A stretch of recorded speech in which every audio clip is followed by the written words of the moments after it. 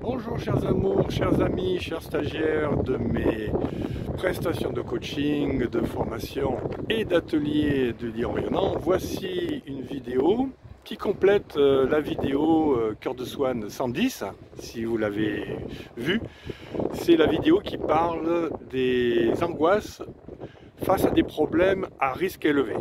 Donc on va compléter simplement cette vidéo par cette vidéo qui va donner un peu plus de détails à ce niveau-là. Il y a un peu de vent, si vous m'entendez tant mieux, j'espère d'ailleurs. Effectivement, je suis au port de Hyères, donc ce immense port qui fait des milliers de bateaux. Et je vais vous parler donc de la technique 3A. Donc je rappelle la technique 3A, qui est la façon d'analyser ces angoisses de risque élevé, où la réalisation de la problématique risque d'être réalisée et à 80-90%. Alors A pour accueil, A pour analyse et A pour action. Alors concernant l'accueil, donc il est rappelé qu'il faut aller dans profondeur au niveau des relations. C'est important de pouvoir aller au fond des problèmes, aller au fond pas des problèmes, au fond des émotions, de recherche des émotions.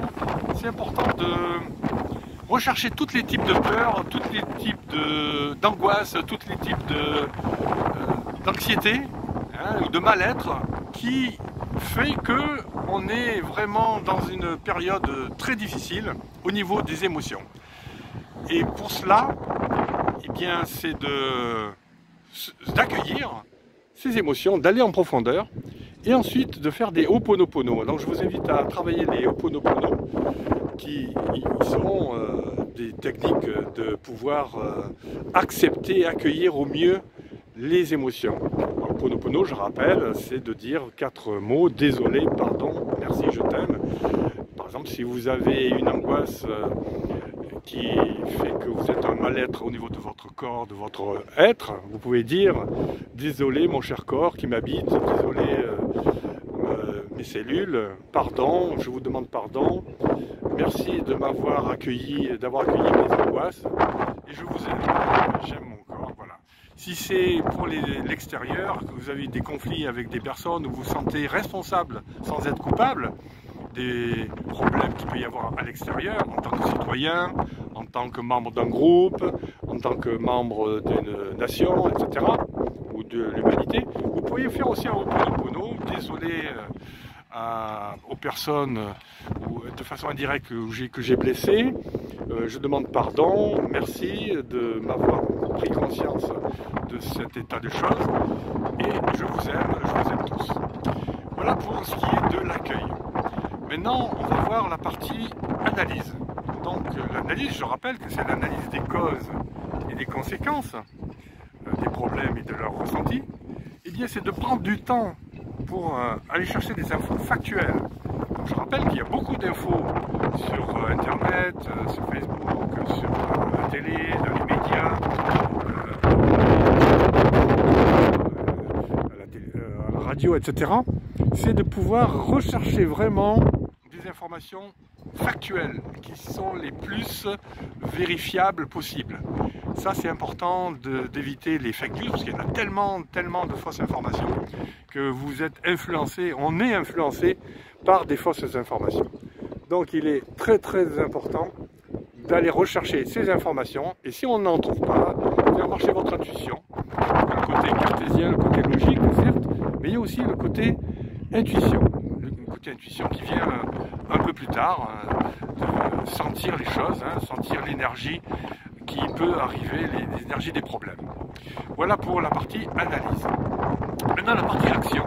Donc je rappelle que dans les actions, là c'est pareil, il faut aller aux profondeurs, comme dans l'analyse et comme dans l'accueil, aller aux profondeurs de vos plans d'action. Donc il y a plusieurs types d'actions, plusieurs plans d'action. Il y a le plan d'action que l'on se pose lorsque, à chaque étape du problème,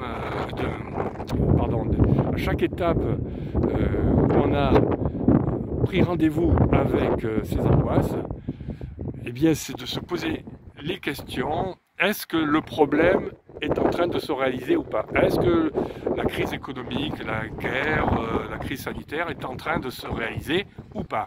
Si vous pensez qu'elle ne se réalise pas, on va aller à l'étape suivante, c'est-à-dire on va programmer à nouveau une date où on va réfléchir là-dessus. Donc à chaque étape, on reprogramme une nouvelle étape pour voir si le problème survient ou pas. Si le problème survient, on applique le plan d'action que l'on a prévu pour résoudre ce problème. Si le problème n'est pas là, à ce moment-là, on donne la date ultérieure et entre-temps, entre les étapes, on met des plans d'action positifs. Ça, c'est très important. C'est de ne pas rester dans les plans d'action de solutions face à des problèmes, mais aussi à ne plus penser à l'angoisse, aux peurs et aux problèmes pendant les interétapes. Entre les étapes, on met des actions positives, on pense aux actions positives. Donc vous avez des étapes et entre les étapes, des solutions de tous les jours, des belles choses, vous pensez à vos loisirs, à vos plaisirs avec vos enfants, votre famille, avec votre travail, avec vos projets, mais de façon positive, constructive. Voilà, ça c'est hyper important de vivre des moments présents positifs. Et à la date butoir de l'étape en question, on s'est dit on va réviser notre angoisse si elle revient, ou si le problème est à nouveau là, enfin, se revoit, à ce moment-là, effectivement, on va faire le plan d'action, on va travailler sur le plan d'action de la solution au problème. Voilà ce que je voulais vous dire concernant les détails de ces problèmes d'angoisse face à des problèmes qui sont à risque très important. Je vous invite donc à travailler ces éléments-là et je vous souhaite en attendant une bonne journée si c'est le jour pour vous, une bonne soirée si c'est le soir pour vous et une bonne nuit si c'est la nuit pour vous.